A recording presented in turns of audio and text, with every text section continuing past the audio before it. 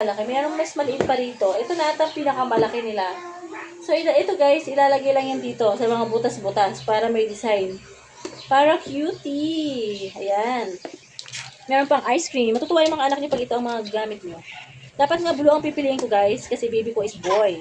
Pero kasi ako naman ang dadala, gusto ko pink.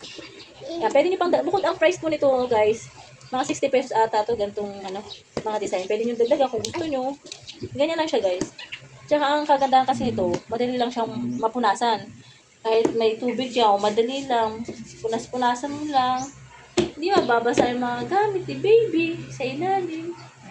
Yun lang. So, ilalagay ko na lang dyan sa yellow basket para maka-avail po kayo ng gantong silicone bag. Ang ganda!